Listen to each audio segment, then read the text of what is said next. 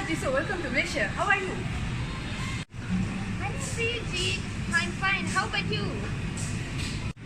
I'm fine too. Let me take you to my room. Once is alive.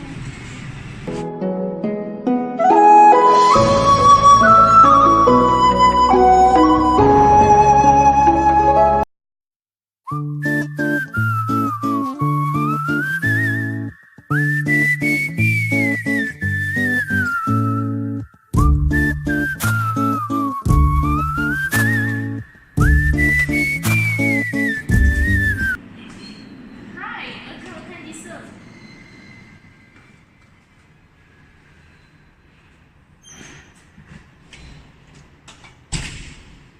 So, how are you?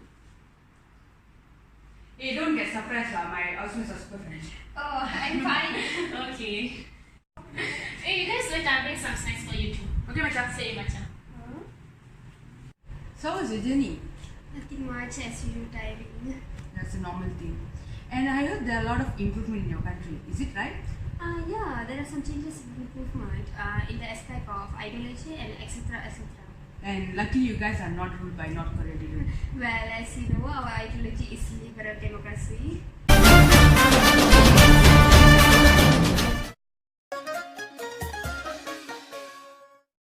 South Korea has developed into one of Asia's most affluent countries since partition in 1948.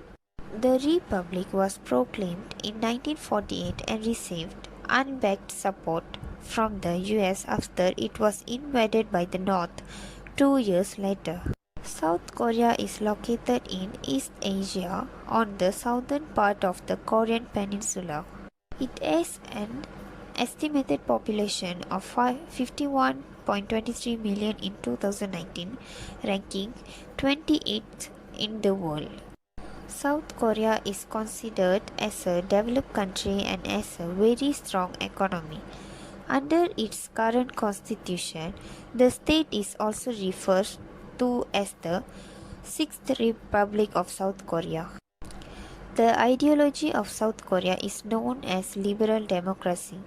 Liberal democracy is a democratic government in which individual rights and freedom are officially recognized and protected. The current president of South Korea is Moon Jae-in and the prime minister of South Korea is known as Lee Na-kyon.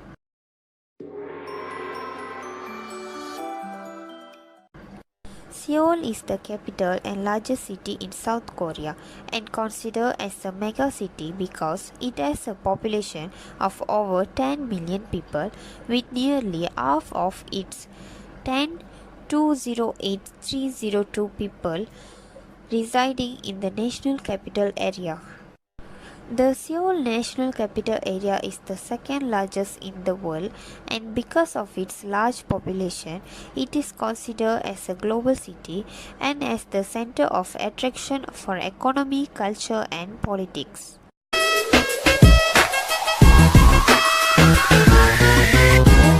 The economy of South Korea.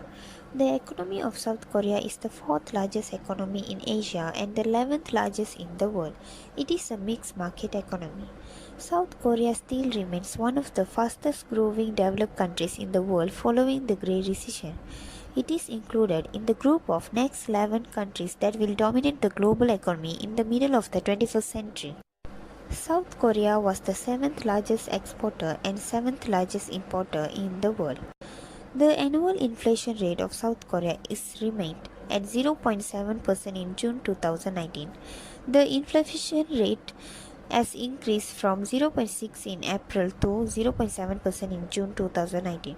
The inflation rate for South Korea in December 2018 slowed to 1.3% on the year, weakest in 5 months, to end 2018 at an annualized rate of 1.5% and missing the 2.0% annual target for the third straight year. The GDP figure in South Korea was worth 1619.42 billion USD in 2018 and 325091 million USD in the first quarter of 2019. South Korea GDP declined 0.4% on quarter in the first 3 months of 2019. This was the slowest growth rate since quarter 4 in 2008. South Korea quarter 1 in 2019, GDP falls more than initially estimated. The gross domestic product per capita in South Korea was last recorded at 26761.90 USD in 2018. The GDP per capita in South Korea is equivalent to 212% of the world's average, and GDP per capita in South Korea was average 10327.09 USD from 1960 until 2018, which reaching an all-time high of 26761.90 USD in 2018 and record low of 944.30 USD in 1960. South Korea currency is lower compared to Malaysia currency. For instance, when compared to United States dollar, 1 MYR equals to 0.24 USD and 1 won equals to 0.00085 USD. Thus, from this we can see that South Korea currency value is lower than the Malaysia currency, since the USD value for South Korea currency is smaller than Malaysia currency. Deposit interest rate in South Korea decreases to 2.06% in March from 2.07% in February of 2019. The deposit interest rate was average 5.20% from 1980 until 2019, which reaching an all-time high of 19.50% in December of 1980 and record low of 1.37% in August of 2016. Next, import of goods in Korea market has rapidly grown along with its export market. As South Korea's economy has progressed, its import volume reached over 436.5 billion in 2015 from merely 1 billion in 1968. The nation's import market has shown a double-digit growth rate consecutively since 2003 in generally mainly affected by the global financial crisis, and Korea is focusing more on import sector to establish a healthier economic structure. Imports to South Korea dropped by 11.1% year-on-year to USD 40.01 billion in June 2019. Import prices in South Korea increased to 113.66 index points in May from 111.21 index points in April of 2019. Import prices in South Korea was average 65.48 index points from 1971 until 2019, which reaching an all-time high of 145.47 index points in March 2012 and a record low of 5.99 index point in January of 1971. For the import of goods in South Korea, custom duties and taxes on imports will be charged. The custom threshold from which tariffs are required is KRW 150,000. South Korea applies a custom tariff that is among the lowest in the world on average of 8%.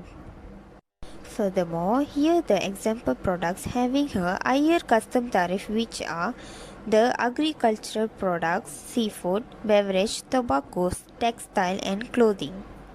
Besides that, the preferential rates are granted to imports from the countries which Korea has signed free trade agreements such as Singapore, USA and Chile. Korea signed a free trade agreements in the EU in October 2009. A free trade agreement is being worked with Canada. The payment for custom duties can be done by cash, including check at either bank, post office or through online banking. In addition, the UniPass is the 100% e-clearance portal system of the Korea Customs Service, which provides one-stop service, which including custom duties payments.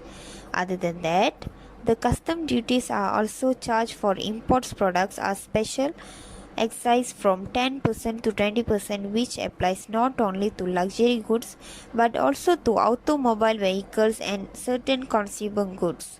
It is applied to the goods customs cleared value. The footwear industry size in South Korea is huge, an enclosure of international, local brands and unbranded products.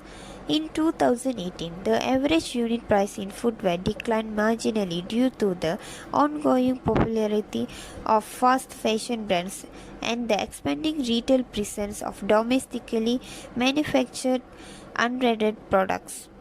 South Korean lifestyles limit the growth of premium international brands. Domestic manufacturers are better able to cater for the tastes, design preferences, and functionality demands of local consumers than many international producers. In the competitive landscape of the footwear industry, unbranded footwear continued to grow in popularity.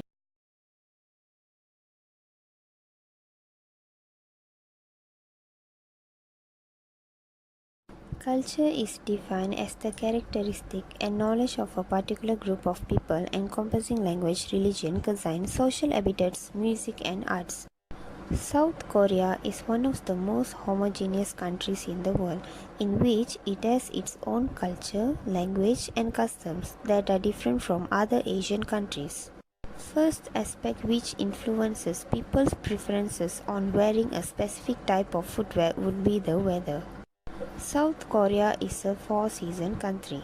The longest season would be winter season, and it has a great influence in the footwear culture.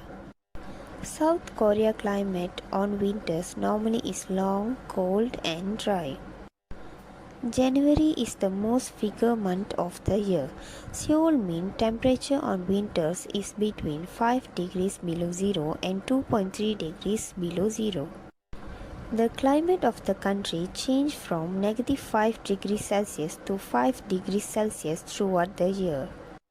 In the capital, Seoul, located near coast but in the northwest, is most exposed to cold winds. The average temperature in January is -2.5 degrees Celsius.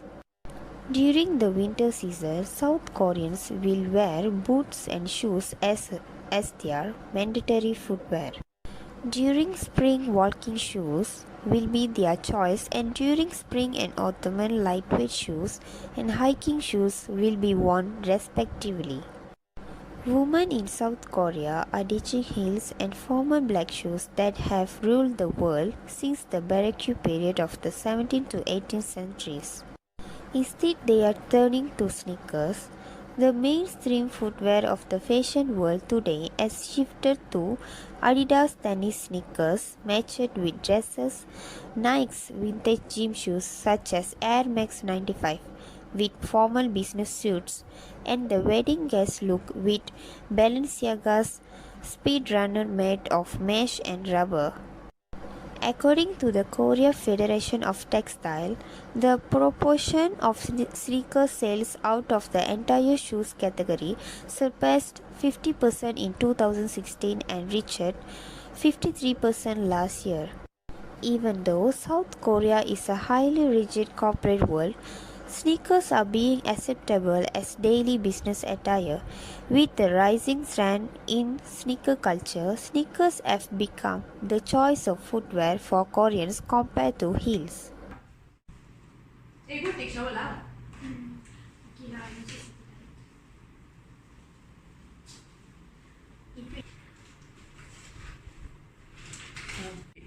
Did you brought the newly bought shoes from Korea?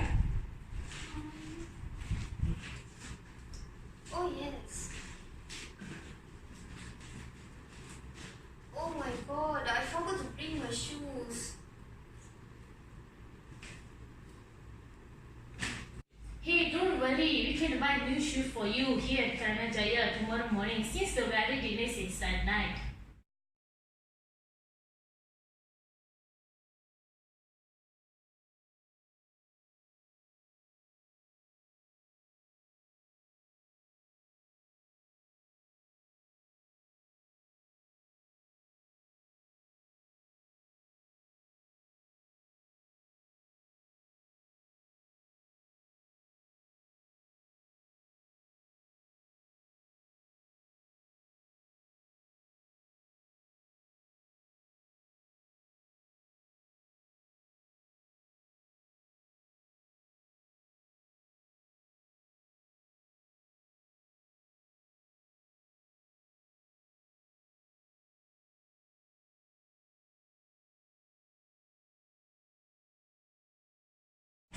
Hi madam, may I help you?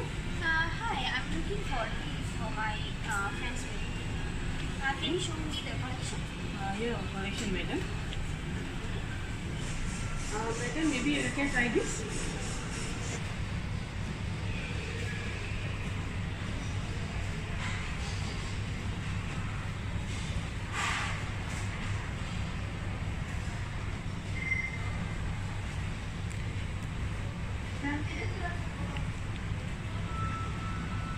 Okay then.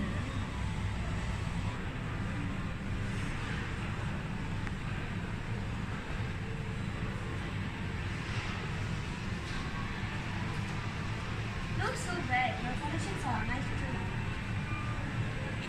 Yes ma'am, our shop is quite famous, but it's not well recognized among people.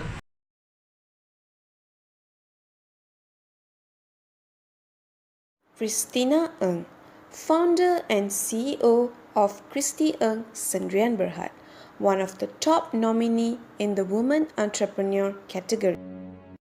Shoe Heaven's bittersweet journey began in the living room of Christy's mother house in Taman Bukit Emas, Petaling Jaya.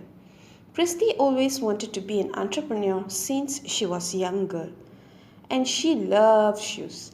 Christy wants to become a shoe designer and it was her ambition too. And now she became the owner of Christy Ng. Christy believes in persistence, effort and passion is the key to success, and the most important thing is to use the right platform to market her product. And that's where she started her business through internet. Christy thought it would be a convenient way for customers to shop for shoes at the luxury of their own home with just a click of mouse. Internet has helped her to take her business to much greater heights and help her scale her business globally, and it enable to reach customers from every corner of the planet. What really was the game changer was because of the fact that she used the internet.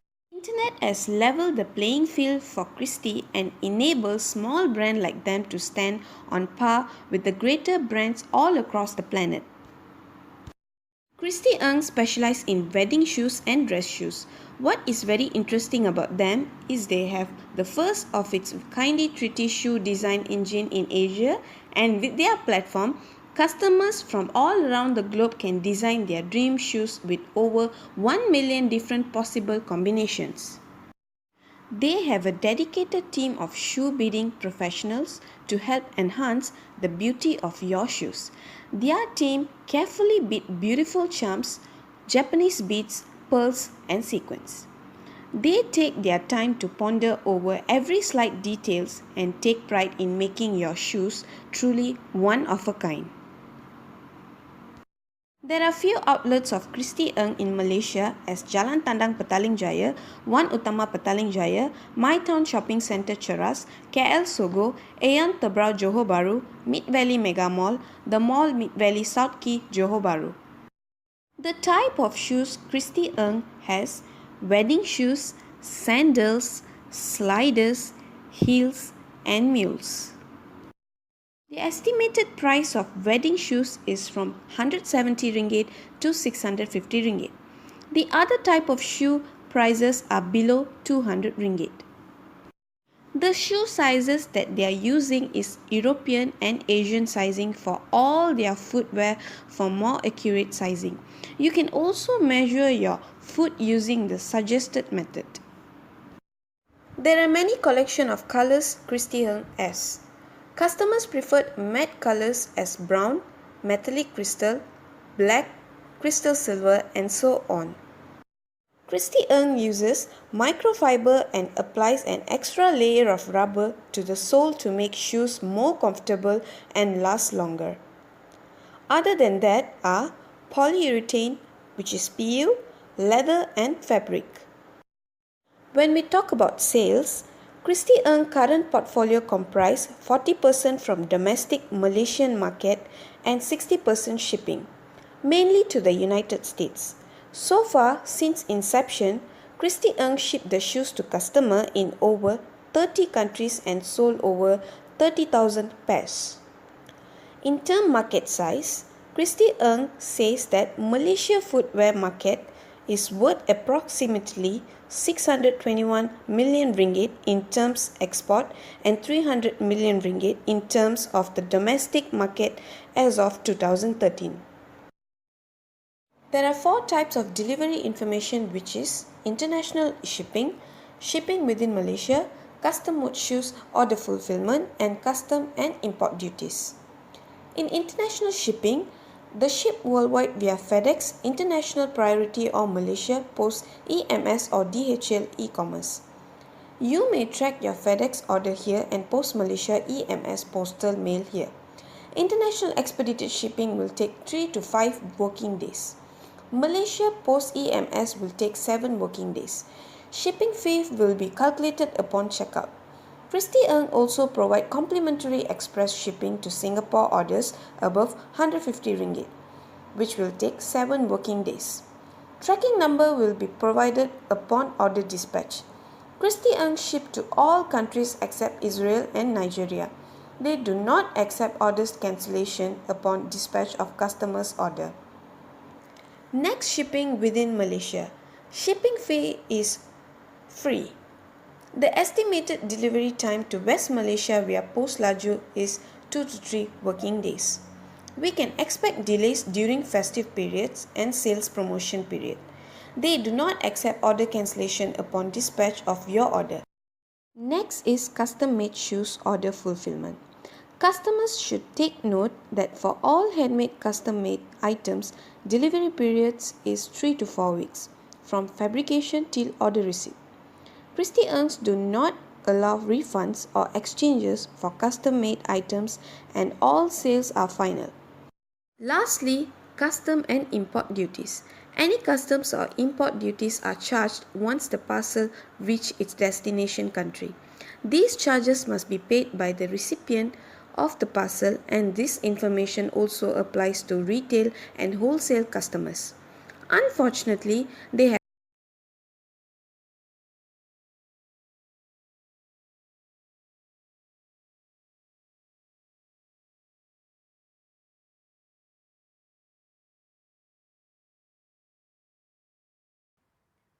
Besides target market, weather being a factor of risk for Christie Ng to enter the country. The winter season affects the footwear wearing culture of the South Korea people. Winter season is the longest season among 3 other seasons that occurs in South Korea. Since the winter covers most of the time in year, which is from starting of late November to mid-March of the year. Therefore, the frequency of buying customized shoes or high heels will be lowered during the period of time. Thus, shoes like boots and shoes will be used during winter time will be occur at higher frequency rate compared to heels. This could be a risk for Christie Ng business to sustain in South Korea. Thirdly, Christie Ng will face risk if it enters South Korea due to high competition and high dominance from the large number of international and local brands in footwear industry. Not only that, there are several number of famous shoe designers like Sun Ying and Digi Hon Ho Ming. The shoes designs are well recognized in Asia and in the Western countries compared to the popularity of Christie Ng shoes among other countries. Thus, the customers in South Korea will be mostly loyal to their country's brand compared to the other country's brand. Lastly, the risk that Christie Ng will face is low return of profit due to low currency value of South Korea. And that's all from us. Thank you.